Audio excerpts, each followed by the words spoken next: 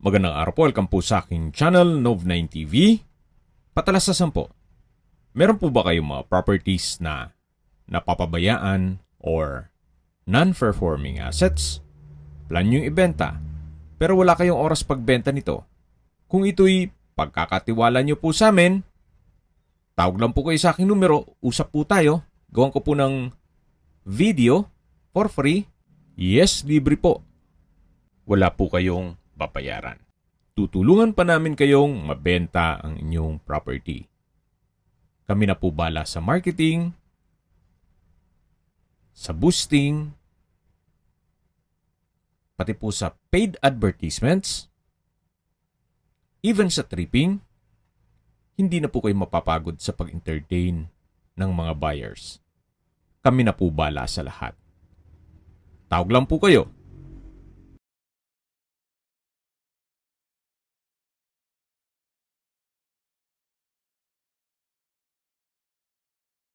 Nandito po tayo ngayon sa isang exclusive subdivision na malapit po sa Tagaytay. Ito pong bagong video presentation natin ay isang 3-story house and lot. Ito po'y 4 years old at halos hindi naman natirhan ni owner gawa ng nasa ibang bansa po siya. May lot area po ito na 280 square meters at may floor area na 350 square meters more or less. Meron po itong maliit na dipping pool o mini swimming pool at well-maintained po itong bahay. Tungan niyo po itong kapaligiran kung saan napakatahimik po, sariwa ang hangin at malamig po ang klima. Ito po yung nasa mataas na lugar. Ang estimated elevation above sea level ay 2,000 feet. Dito po sa loob ng subdivision ay kompleto po ang amenities gaya ng clubhouse, park and playground, swimming pool, basketball court, at marami pa pong iba. Meron din pong 24 hours security. Ito po yung garahe, nakasya po ang isang SUV, at mula naman po dito, matatanaw natin yung lower ground. Bali po, dalawa po ang street access po nitong bahay. Matatanaw natin yung kabilang street at mula naman dito sa kabilang street kung saan tayo nakapwesto. Tunghayan niyo po muna itong pasad bago tayo pumasok sa loob ng bahay o main door. Meron pong 3 step ng hagdan dito bago makapasok. Then naka-pebble stone design po ang flooring at solid wood po itong main door. Pasok po tayo. Samahan niyo po ako. Ito po yung living area o salas. Naka-ceiling cove design. May pin lamp, center lamp. Premium tiles ang ginamit sa flooring. At meron din pong customized glass windows. Open concept lang po ito, walang partitions. At malaki naman po ang espasyo nito.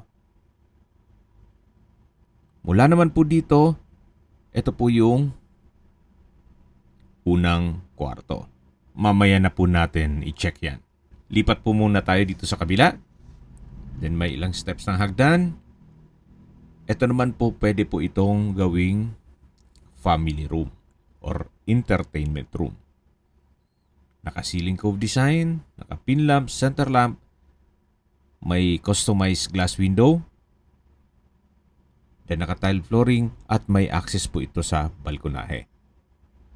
Yung pong sa dulo na makikita nyo. Ito po yung naka-sliding glass door na may aluminum screen door. At mula naman po dito sa balkonahe, matatanaw nyo naman ang inyong mga magiging kapitbahay. At napaganda po ng tanawin. Meron pong mountain view. Balik po ulit tayo dito sa loob. Ito po yung family area. Dito naman po sa side na to ay yung linen room. May multiple shelves, may sliding glass window, at malaki naman po ang espasyo niya. Dito naman po yung hand wash basin na may vanity mirror at may maliit na glass window. Ito naman po yung toilet and bath. May water closet with bidet. May bathroom window, tissue holder, tile bathroom wall. May shower enclosure. May wall-mounted towel rack, overhead shower, at from floor to ceiling po ang tile bathroom wall. Ito po yung common toilet and bath. At yan po yung hand wash basin. Dito naman po yung linen room. At ito naman po yung family area. Actually, pwede pong gawing another room kung malaking pamilya po kayo. At akyat po tayo dito sa third floor. Dito naman po sa third floor ay malaki din ang espasyo. Check po natin itong kwarto. Malaki naman po ang espasyo nito. Hanggang dito po yan sa kabila. Yan po. Meron din po itong bed frame and mattress, naka-ceiling cove design, customized glass window, may wardrobe, tile flooring, at meron din po itong access sa balkonahe. Gaya po ng nasabi ko sa inyo kanina, meron po itong dalawang street access. Yung pares ng balkonahe ay matatanaw nyo ang mismong daan at mga magiging kapitbahay. Balik po ulit tayo dito sa loob. Ito po yung kwarto dito sa third floor. Yung kanina pong pintuan, bago tayo pumasok dito sa kwarto, ito po yun. Pwede po itong gawing hangout area. Lagyan ng polycarbonate na roofing. Or pwede ring magpalagay ng banyo para may toilet and bath yung kwarto dito sa third floor. Kung ayaw nyong gawing itong hangout area. Pasok po ulit tayo dito sa loob. Yan po yung kwarto. At bababa na po tayo. Ito naman po yung family area na may access papunta sa balkonahe. At meron pong toilet and bath. At yung linen room. At kung sakali man po na ay yung lagyan ng partitions, pwede man po maglatag ng mga foam dyan. Kung marami pong miyembro ng pamilya na magbabakasyon dito. Baba na po tayo. At check natin itong kwarto na dinaanan natin kanina. Ito po yung master bedroom. May bed frame and mattress, split type aircon, ceiling cove design, customized glass window, tile flooring, meron din pong wardrobe, at may sariling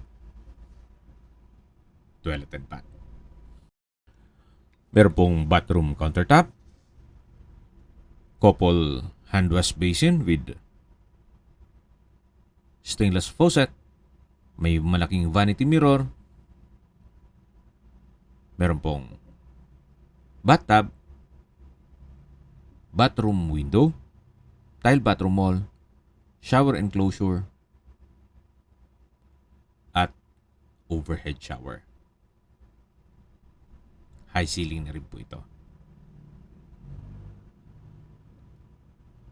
Ito po yung water closet with bidet. Meron din pong tissue holder, towel rack, meron din pong bathroom drawer. Ito po yung toilet and bath ng master bedroom. Malaki din po ang espasyo nito. At labas po tayo. Ito po ulit yung hallway. At yan po yung papunta sa family area. Ito po yung living area At yan po yung main door. Diyan tayo pumasok kanina. At dito naman po ay meron pong hagdan papunta sa lower ground o ground floor. Ito po yung naka-concrete and tiled staircase at tubular railing. Baba po tayo. Yan po, matatanaw natin yung powder room. May hand wash basin, may water closet with bidet, at vanity mirror. Dito naman po yung kusina at dining area. Meron pong dining set. Meron din pong island na may high chair. May refrigerator. Malamang hindi na rin yan kukunin ni owner kung anong nasa ibang bansa siya. Kasama na po yan. May kitchen countertop. Stainless sink with faucet. May kitchen cabinet. Kitchen drawer. At storage ng kitchen utensils. Meron din pong gas range. May microwave. At yan naman po yung access door mula dito sa kabilang street. Na mayroon din pong garahe dito. Kung dito sa kabilang street po papasok, bubungad ka agad yung kusina at dining area. Ito naman po yung kabilang side nung bahay o view. Sa mga nag-skip po ng video, ulitin ko lang po, meron po itong dalawang street access. So, pwede pong dito kayo pumasok or pwede rin dun sa kabila. Doon naman sa kabila ay yung main door na nandun po ang living area o salas. At pag dito naman po kayo pumasok ay yung kitchen at dining area. Ito naman po yung garahe. At meron pong ilang mga ornamental plants. Dito po naman ay yung tinutukoy ko na mini pool o dipping pool. At yan naman po yung access door na papunta sa dining area na naka-solid wood door. Yan po yung dining set, round table, at sa dulo yung kusina. Meron din pong access door papunta naman dun sa setback o kabilang side ng bahay. Check po muna natin itong pantry. May multiple shelves. Sa ngayon, ginawa nilang stock room at nandiyan naman yung circuit breaker. Ito po yung tinutukoy ko na access door papunta dito sa may service area at paikot naman yan dun sa may harapan ng bahay. Ito naman po yung papunta sa maid's room. Check natin. Meron din po itong toilet and bath. May hand wash basin. Tile bathroom wall. Vanity mirror. Water closet with bidet. At dito naman po yung maid's room. At katabi lang nung stock room. Okay, sa distance, location at travel time portion na po tayo. Mula po sa Twin Lakes, ang distance is 6.4 kilometers at ang travel time is 13 minutes. Mula naman po sa Tagaytay Rotonda, ang distance is 20 kilometers at ang travel time is 34 minutes. Mula naman po sa Taal Poly Medical Hospital, ang distance is 29 kilometers at ang travel time is 31 minutes. Mula naman po sa Metro Lemery Medical Center, ang distance is 28 kilometers at ang travel time is 51 minutes. Yan po yung lagi kong binabanggit sa aking video na dapat nyo i-consider sa paghanap ng property ay yung meron pong malapit na hospital. Hindi ko naman po sinasabing sakitin kayo Yan naman po ay for emergency purpose lang naman. At mula naman po sa mga beach resort sa Calaca, ang distance is 15 kilometers at ang travel time is 31 minutes. Kung manggagaling naman po sa Manila o sa airport, ang distance is 75 kilometers at ang travel time is 2 hours and 30 minutes. Okay, sa presyo na po tayo. Binibenta po ito ni owner sa halagang 18.5 million pesos. Kung interesado po kayo, mag-message lang po kayo sa aking numero. Sa mga kababayan naman natin ang sa ibang bansa, meron po akong WhatsApp, Viber, Telegram at Signal. Same number lang po, 0917 316 3399. Sa mga nagtatanong naman po ng aming Facebook, meron po aming Facebook page na Nov9TV at Facebook Real Video. Meron din pong TikTok at Instagram. May ibang YouTube channel po kami, the Nov9TV channel, Nov9TV Listings, Nov9TV On The Spot, Nov9TV Updates, at Nov9TV House Rental. Sana po naibigyan nyo ang video presentation. Paki-like and subscribe na lang po sa aking channel para ma-update din po kayo sa aking future listings. Kung sakali po hanap nyo yung mas malaking sukat ng lupa, meron din po kami ibang listings na pwede nyong pagpilian. Huwag po kayong mag-atubiling tumawag sa amin. Then, let us know your budget para malaman namin kung anong property pwede naming ilog sa inyo. Sa lahat pong viewers, subscriber at nagtiwala po sa amin, salamat po sa suporta. Ingat po kayo lagi at yung pamilya. Maraming salamat po.